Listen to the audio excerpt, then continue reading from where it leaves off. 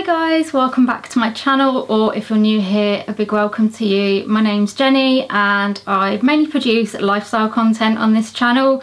All sorts of types of videos, from disability and chronic illness to mental health to a bit of Disney, fashion, beauty, anything in between basically. And I also film weekly vlogs, so if it's something that you think you might enjoy, then I hope you'll stick around and hopefully find something that you like.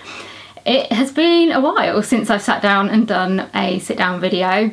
I have spent the last, I'm not sure how many weeks, trying to catch up with my weekly vlogs, getting them uploaded and to a point where I'm not like 3 or 4 months behind, and we're finally there, we're finally caught up for now. So I thought I'd start filming some of these sit down videos again because I've really missed them. I've really missed just sitting here chatting to you about various different things.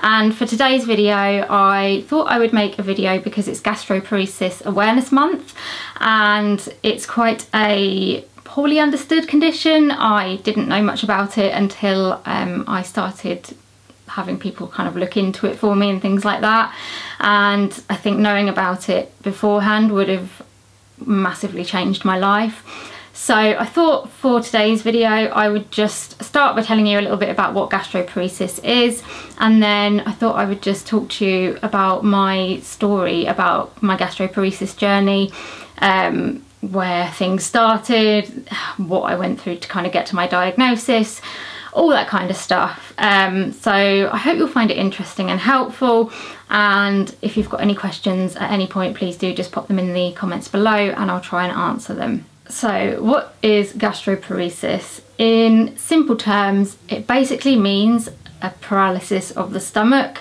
and obviously that sounds pretty severe, and in some cases it can be, but you don't necessarily have to have your stomach completely paralysed to have a diagnosis of gastroparesis or delayed gastric emptying. It gets called different things, it's basically the same thing. Basically it means that your stomach is not emptying food properly, so it can sit there for hours, for days, in your stomach without kind of being passed through to the rest of your digestive system, which is what it's meant to do. And obviously that can cause a variety of symptoms, including feeling very full after eating only a small amount, a lot of pain, bloating, nausea, sickness, malnutrition, difficulty going to the toilet, although that's more of a dysmotility thing, and I am going to include dysmotility in this video because for me they're kind of part and parcel of the same overall condition, but gastroparesis on its own just refers to the stomach not being able to empty properly. Dysmotility affects more of the, like, your intestines and things like that, so with that you get more of the like constipation and other kind of absorption issues as well. But yeah, so I have gastroparesis and I have intestinal dysmotility. They're not very easy to say, but that is kind of in a nutshell what they are. They have various different causes. For me, I have Ehlers-Danlos syndrome, and they think that that's what's caused my illness, my gastroparesis and dysmotility, but they can also be caused by diabetes. I think that's the main cause, or various other things that affect the nerves in your body. But yeah, I'm not going to go too much into kind of causes and all that kind of thing because for this video I'm just mainly talking about my experiences. If you would like me to film another video for gastroparesis, answering sort of more specific questions, please do let me know. But yeah, I'm going to kind of stick to mainly my story and let you know kind of how I have kind of gone with my journey in gastroparesis. So my gastroparesis journey started, I guess, when I was quite young, and I'm kind of including everything before diagnosis because it obviously was all due to the same kind of issues, I just didn't have a name for it. So as long as I can remember, I have had problems with my digestive system, difficulty going to the toilet, bloating, pain, a lot of nausea, not sickness so much, that kind of came later, but I've just always had stomach issues, as I kind of ended up calling them, but we never really knew why. As a child, it was just kind of not really given much thought, and it was kind of like, oh, she's just got a sensitive stomach, or, you know, has issues with the stomach. And I guess at that time it didn't matter quite so much, because although I was getting a lot of these symptoms, it wasn't impacting on my life too much. It was when I became a teenager, so around the age of 15, my overall health kind of went downhill. I ended up having to drop out of school pretty much, and was just really unwell with a lot of different symptoms. And to begin with, I was diagnosed with ME, chronic fatigue syndrome, which didn't really fit my symptoms. I mean, it fitted some of them, so I have really bad problems with fatigue and that kind of thing, and I think that's why I ended up getting diagnosed with ME, because they pretty much couldn't find anything else wrong with me.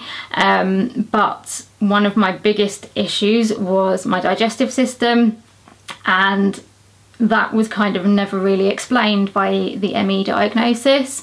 So yeah, when I was about 15, I was referred first to a paediatrician and then to a gastroenterologist, which is a doctor who specialises in your digestive system.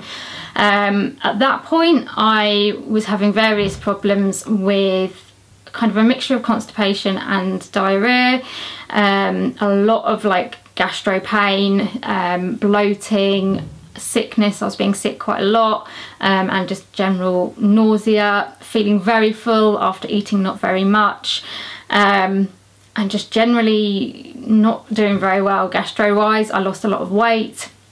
At the time, sort of at the beginning, it was just because I was struggling to eat so much, and anything I was eating, I was either being sick or it was going the other way. And yeah, so I got referred to this gastroenterologist, and at that point they weren't massively helpful. I think, I'm trying to remember what tests I actually had done. I think at that point I had something called a barium meal, which is where you swallow this like chalky stuff, and then they take like x-rays to see like I don't know what it looks like, the inside of your digestive system. I think I had an ultrasound and sort of some blood tests, nothing like massively specific. It was all quite general stuff, and I guess because I was quite young, they didn't want to start doing really like intrusive stuff. So I had those done. They didn't really show anything, and so I ended up getting diagnosed with IBS, and kind of that's what stuck. They just said, yeah, it's IBS, get on with it, basically. But we still felt that that didn't explain all of my symptoms. You know, it didn't seem to explain like the sickness and the feeling really full after only a few mouthfuls, and, you know, having like significant weight loss. It just didn't really fit, but we just couldn't get anyone to listen to us, to kind of investigate anything further. So my symptoms continued for years. Sometimes they might get a little bit better, other times they might get a little bit worse, but we just ended up kind of accepting that, okay, it's just IBS. I hate saying just IBS, because IBS can be really severe, and I think there's a lot of misconceptions about that as well. But yeah, I think once I'd got that IBS label stuck on me, nobody really wanted to look into the possibility of it being anything different. So yeah, carried on for a number of years like that. And then back in 2012, I had a really, really bad flare-up of my symptoms. I lost a lot of weight very quickly. I was being sick a lot. I could not keep food in. I was getting a lot of pain, like really, really bad pain, fullness, so I was struggling to eat, or it would go the other way and I would have constipation and I wouldn't be able to go to the toilet for weeks on end, and it got really, really bad. I lost a lot of weight and became severely unwell. Well, I think one of the biggest problems was, so back when I was a teenager, I developed an eating disorder, mainly due to the physical effects of what we now know as gastroparesis.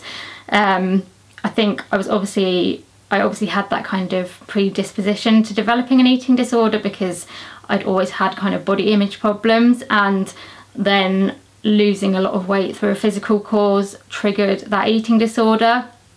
And that kind of came and went throughout the years. So I think that was another reason why it was so difficult to get any kind of diagnosis, because it was always just put down to an eating disorder, whereas I knew what my eating disorder was kind of affecting, but I also knew that there was a physical kind of underlying cause.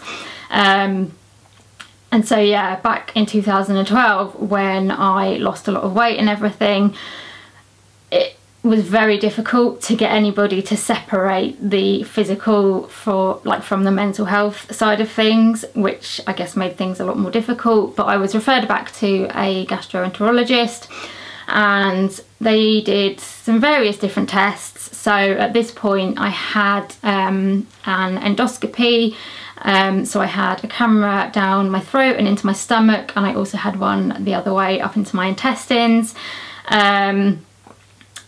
I'm trying to think if I had any. I had a lot of like blood tests. I think I probably had some more like ultrasound scans and all that kind of stuff. And again, they just weren't showing anything and not getting any answers, which has a huge effect on your mental health, because you know there's something wrong with you, and you keep getting told, well, everything's fine, like there's nothing wrong with you, and you're like, no, I know there is something wrong with me. So yeah, this went on for a number of months, and I continued to lose a lot of weight and was getting like really like physically very unwell. We were ringing my gastroenterologist secretary saying, look, I need to be seen sooner because I can barely stand up. You know, I'm really not well and I need to be seen sooner. My GP was really worried and kept trying to, you know, get me seen sooner, but we just couldn't get an appointment, couldn't get me seen sooner. So when my appointment came, my dad wheeled me into the gastroenterologist's like consulting room, and she took one look at me and basically said, oh my god, okay, yeah, you should have been seen sooner. And basically when I was in there, she said, right, we're admitting you to hospital, you can't be at home for like much longer. I had to go home that evening because there wasn't a bed, and then I had a phone call, I think it was the next day or possibly the day after, asking me to come back into hospital to like go into the ward. In that time when I was waiting, I had something called a smart pill, I think, which is like a huge pill that you have to swallow with a camera in it. Basically it goes the whole way through your digestive system so that they can look at what's going on in there. When I went into hospital, the results of that camera were back, and I was told that it hadn't shown anything. So they then decided to tube feed me. So I had a nasogastric tube, which is a tube that they put up your nose and it goes down into your stomach. Basically their thinking was that I just needed some respite from food to let my digestive system rest and to, yeah, hopefully kind of sort itself out. In retrospect, now that we know I've got gastroparesis, that course of action probably wasn't the best course of action, because basically you're putting food straight into your stomach and the stomach isn't emptying, so it's not going to help. But at the time we didn't know that. So generally now, if someone has gastroparesis, you would either put a tube that goes through the stomach into the, I think it's the duodenum, so that it bypasses the stomach, or you look at other ways of like feeding somebody, so for example through a vein or something like that. But at that point we didn't know any of this, so we went for the NG tube. It was really traumatic, I'm not going to lie, having the tube put in. They had a lot of difficulty getting it in, and yeah, it was, I just have horrific memories of it. I don't want to put anyone off that has to have an NG tube, because I've had tubes in since and they haven't been as traumatic as that, but at that point it really was. So yeah, the tube went in, and they worked out what kind of feed I was going to get. They made sure it was a very like broken down feed, so that my body didn't have to do too much work to sort of digest it. And yeah, I was in hospital for, I think it was about 6 weeks of tube feeding. So while I was in hospital for the tube feeding, they did a few other tests, like looking for slightly more obscure things that could be causing my symptoms. And again, everything was coming back normal. I wasn't really putting on much weight, or any weight actually, I think, with the tube feeding, which they were a bit confused about. I mean, I'm guessing now it's because I wasn't absorbing it properly, it wasn't going into my intestines properly, but at the time they didn't really understand why. That 6 weeks in hospital was probably one of the worst experiences of my life. My mental health had got a lot worse, like over the time of getting ill and my weight kind of dropping, and I had just got to the point where I was scared of eating, and also I'd got to the point where, because everyone kept telling me there's nothing wrong with you, there's nothing we can do, I just got to the point where I was like, I can't do this anymore. And I think I'd got really, really depressed as well, and I just didn't want to carry on. And yeah, it got to the point where they had done a lot of their tests, nothing had come up, and so the gastroenterologist basically said, there's no point in you being here anymore, we're taking the tube out and we're sending you home. And I think for me that was just like the straw that broke the camel's back, because I thought, well, you know, nothing's changed, I'm still as ill as I was, if not iller than when I came into hospital, and you're just going to send me home. My parents were absolutely fuming about me being sent home, because they basically said, you're sending her home to basically die. And yeah, I think I just lost it. I lost any kind of fight that I had. So they took the tube out and I just didn't eat, and I'm not proud of what happened. It was a horrible time, and now I look back at it, I don't even know what happened or how I got through it. But yeah, I didn't eat for quite a number of days, which obviously isn't gonna help. It made me a lot more unwell, and in the end I ended up being sectioned, which I needed it at the time, but if I'd got a diagnosis and they understood what was going on, it probably never would have happened. But yeah, I got sectioned, I got moved to a psychiatric hospital, tube was taken out, and yeah, I basically lost any kind of help with my physical health, which was really, really hard. I think it gave me a bit of a kick. So basically I started trying to eat a little bit of pureed food, and was able to kind of tolerate small amounts. I mean, not enough to keep me going, but enough to kind of keep me alive, I suppose. And after a while I was transferred onto a day programme for an eating disorder service, and yeah, in that time I started eating a bit more. I was using Fortisips, and somehow, I don't know how, I put on some weight and things kind of stabilised a bit, which can happen with gastroparesis. It doesn't have to be the same all the time, and I certainly find with mine I go through like peaks and troughs, but at the time obviously we didn't understand, and it just looked like I'd kind of got better. I mean, I hadn't got better because I was still having a lot of the symptoms and struggling a lot, but I was better than I was. So yeah, did the eating disorder treatment and all that kind of stuff, and I think one of my biggest motivators for participating in the treatment was that I had basically said to myself, no one is going to take me seriously while I've got an eating disorder that's this bad. No one is going to listen to me about having physical health problems because they're going to use my mental health problems as an excuse, which is really sad, but that was how I saw it. So that was what kind of kept me going, was I've got to participate in this. I've got to show that I'm kind of trying in order for somebody to listen to me about my physical health. So yeah, we did that, and that went on for a number of months, a year or so, I can't remember how long.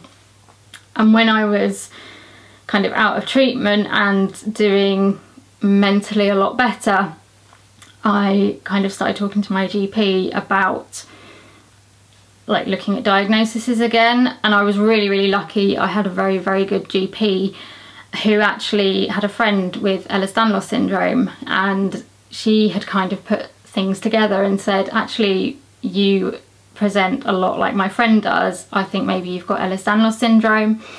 So thankfully, yeah, if she hadn't said that, I think I would have still been, I don't know, I dread to think how things still would have been. But yeah, that kind of kick-started me in getting my diagnosis for EDS. I was first referred to a rheumatologist at my local hospital who diagnosed me with benign joint hypermobility syndrome, which doesn't actually exist anymore. It used to, and it has kind of been like wiped because it's not an accurate diagnosis. Thankfully, I was then referred by my local gastro, after a lot of persuasion, up to London to see a professor who specialises in like Ehlers-Danlos syndrome related digestive problems. I'd done a lot of research. Once I'd got my EDS diagnosis, I'd done a lot of research, spoken to a lot of other people who had similar problems, and he had been recommended time and time again. So yeah, I spent a long time convincing my gastro that I needed to be referred to him because I needed like his expertise in working out what on earth was going on with me. So the waiting list to see him was long. He is probably one of the only specialists in the UK in that area, and so people come from literally far and wide to see him, and so he's very in demand and his waiting list is very long. But I was like, you know what, I don't care, I will wait as long as it takes because I want to see somebody who might actually be able to give me some, you know, ideas of what is going on with me. And so luckily, yeah, I managed to get on his waiting list and get up there to be seen. And actually, I don't think I waited like particularly long in the grand scheme of like waiting lists. It wasn't so bad. It does vary though, depending on what time of year you go and whatever else is going on. But yeah, I was quite lucky that I didn't have to wait too long. And yeah, I remember going up to see him and I was absolutely terrified because I felt like he was my last hope, and if he couldn't tell me what was wrong with me, I just felt like nobody else could. So yeah, we went up and I actually saw like a member of his team. I didn't see him directly, and I thought, oh god, like I'm just, you know, I came up to see him and now I'm not even going to see him. But actually his whole team were brilliant. The lady that I saw put me at ease immediately. We went through my history, what symptoms I get and everything like that, and she, yeah, pretty much as soon as we'd gone through all that, she said, okay, I think I know what might be going on. We'll need to do a few more tests, but hopefully that will give us some answers. And she actually got him in to check that he was happy with that, and he was really lovely, said hello to us and had a little chat with us as well. It was just one of the best hospital experiences I've had, and I came out and I cried and I'm getting emotional now. Yeah, I cried because I was just, it was so nice to finally hear somebody say to me, we think we know what's wrong with you, let's do these tests and we'll get some answers and we will help you. And I hadn't had that ever. So yeah, that was like the turning point for me, I think, in my gastroparesis journey. So yeah, she organised some tests. I'm trying to think what tests I had. I had a test, I think, where they put a tube in my nose and down my throat to look at the motility kind of going down there. But the test that I had for the gastroparesis was something called a breath test. So I had to go up there and I had to eat this like porridge stuff, and I think it was porridge, I can't remember. It was something that I had to eat, and it had some sort of like compound or something in it that releases a certain gas depending on how much of it is in your stomach. It sounds really complicated, and it probably is, but it's really cool. So basically I had to eat this thing, and then for, I don't know how many hours it was like 3 or 4 hours at least, every like so often I would have to blow into a bag and then they'd seal it. And I did that a number of times, I can't remember how many times it was, and I was kind of thinking, I was like, how is this going to tell them? I really didn't understand it, but it obviously works, otherwise they wouldn't do it. So yeah, I had to breathe into these bags, and they would then take them away and analyse what was in my breath, and through that they would be able to tell how much of this, whatever it was I'd eaten, had kind of gone through my stomach. There are other ways of diagnosing gastroparesis. So the smart pill apparently can diagnose it, although it didn't for me. I don't know if that's because they weren't looking for the right thing, or if it wasn't the right kind of smart pill, I don't really know. And also a lot of people have like a gastric emptying study, which is a bit like you would eat like some egg or some bread or something, which has got this radioactive stuff in it, and then you have a series of scans which show how much of that radiation, and so how much of the bulk of what you've eaten has actually gone through your stomach. So there are different tests to have it like checked, but this was one that I had. So yeah, I did my breath tests and off I went, and if I'm quite honest, I just thought, you know what, it's going to be another phone call or something to say, no, the tests haven't shown anything, sorry. But I got a phone call out of the blue a few weeks later from the professor that I saw, and I was like, oh god, why is he ringing me? And he rang me and he said, I've got the results of your gastric emptying test. And I was like, okay. And he said, basically it shows that you have severely delayed gastric emptying. And when he said that, I honestly have never felt so happy, which sounds ridiculous when you've got a test result that's come back and it's abnormal. You know, you would think that if you get that kind of test result you would be devastated, but actually I was literally over the moon, because finally I knew what was wrong with me. He said, yeah, you have got this severely delayed gastric emptying, you've got gastroparesis. It means your stomach is partially paralysed basically, and isn't emptying food into the rest of your digestive system. And then he went on to say, and basically he thought that this sort of paralysis or motility issue went through the whole of my digestive system because of the other symptoms that I get. He said that you probably have intestinal dysmotility as well. And yeah, to finally have an answer to what was wrong with me was just the best. I didn't really care about anything else at that point, about treatment, about anything. I was just like, I finally know what's wrong. And so yeah, he said that he would kind of organise for me to have another appointment and to go up and see him to discuss some sort of management options and things like that. So yeah, that was how I got my gastroparesis diagnosis. So I had my diagnosis and I went back up to talk about kind of what we did next. Unfortunately, in most cases, gastroparesis doesn't have any kind of cure or particular treatment that like definitely works. which I kind of knew already. I knew it wasn't going to be kind of like an easy fix or anything like that. But yeah, I went up and talked to him, and the first thing that we did, I think the first thing we did was he put me on various different diets. So I think I had tried a low FODMAP diet, which was it's quite strict, and it was very stressful, especially having a history of an eating disorder. He then recommended a different diet which was even more strict, and I couldn't do it. It wasn't helping when I tried it, and it was actually making my mental health worse.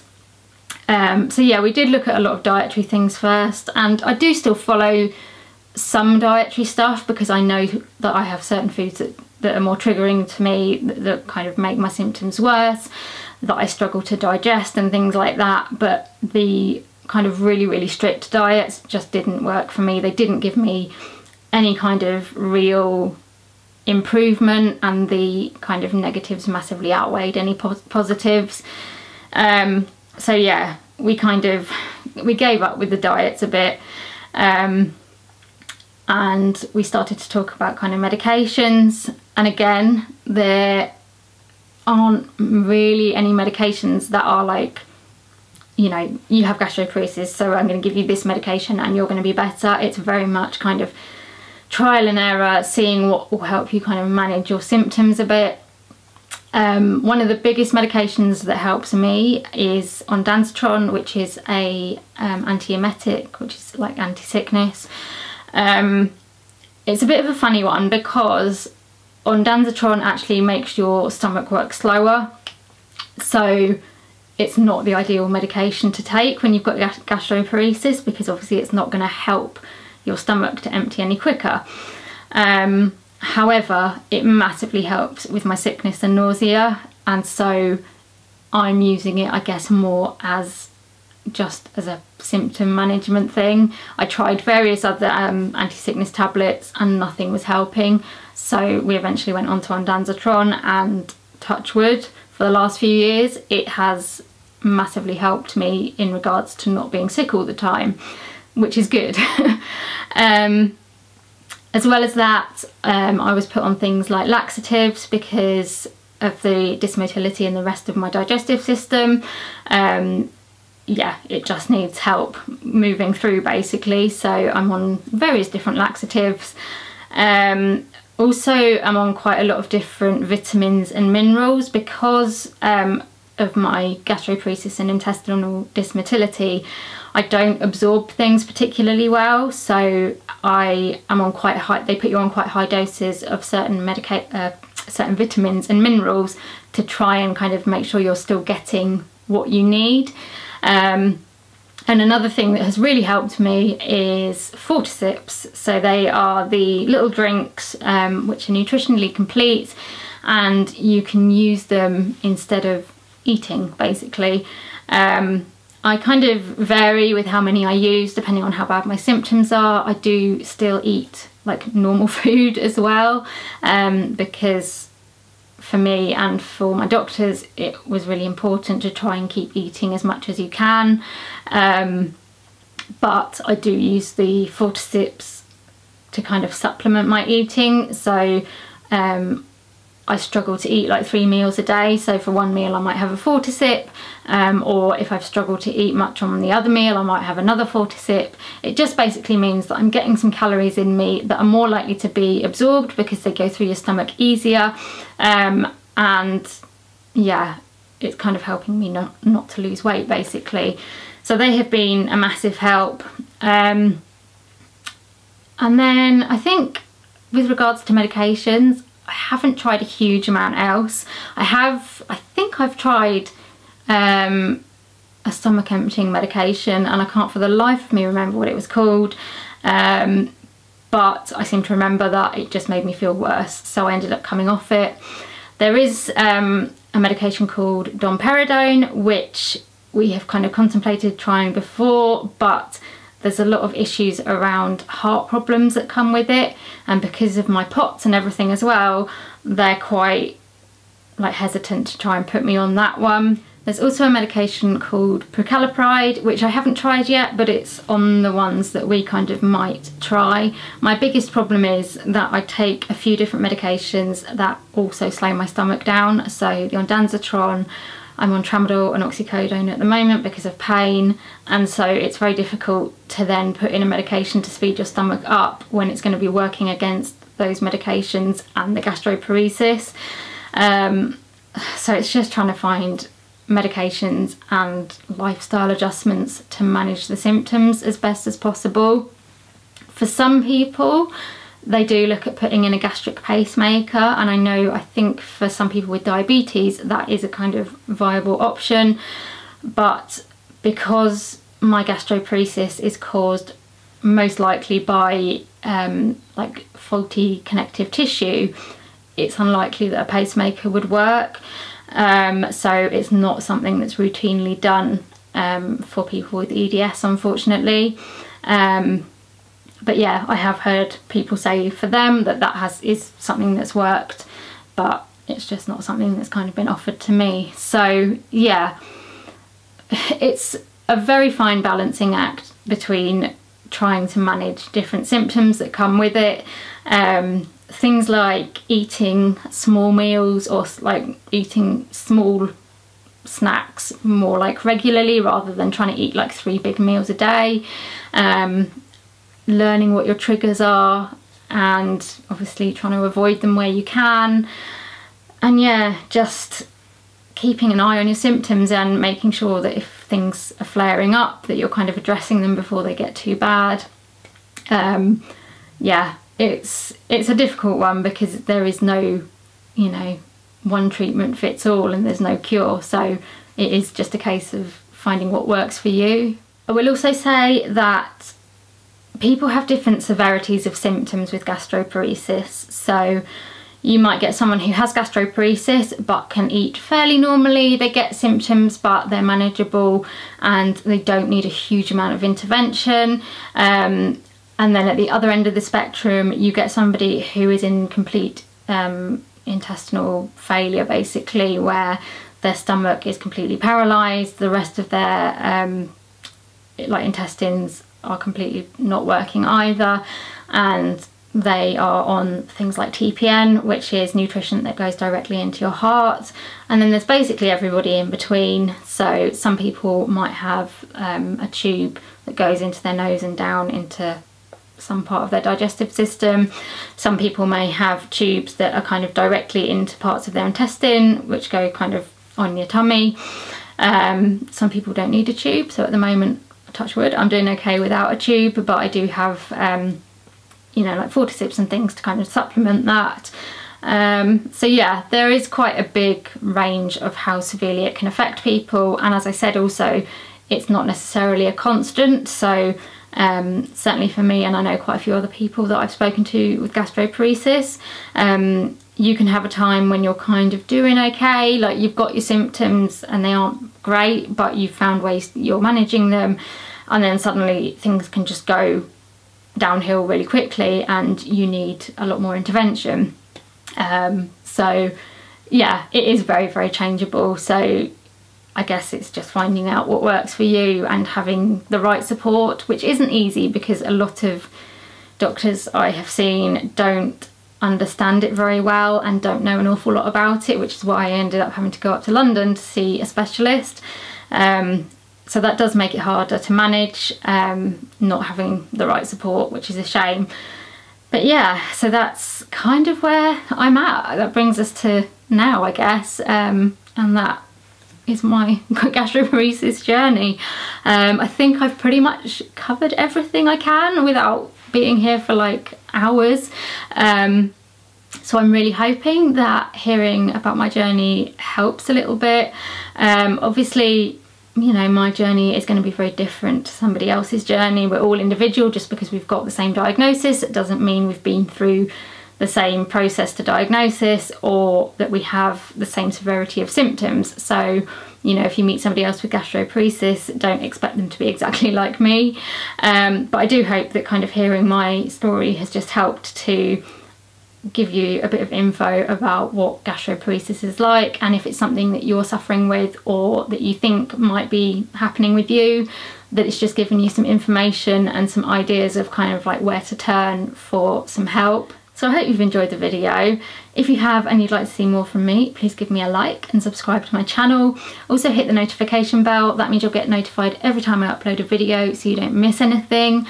Leave me a comment, let me know if there's anything in the video that you want a bit more information about, or if you have any questions about anything that I've seen, please do let me know. And also let me know if there's any other videos you'd like me to do, whether there's any specific videos about gastroparesis or intestinal dysmotility you'd like to see, or anything that's kind of wider about disability, health, chronic illness, mental health, Disney, fashion, lifestyle, anything, whatever it is. Let me know if there's any videos you'd like to see me do. And also come and follow me on social media. My links are in the description below.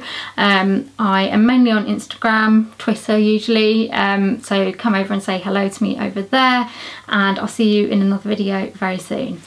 Bye!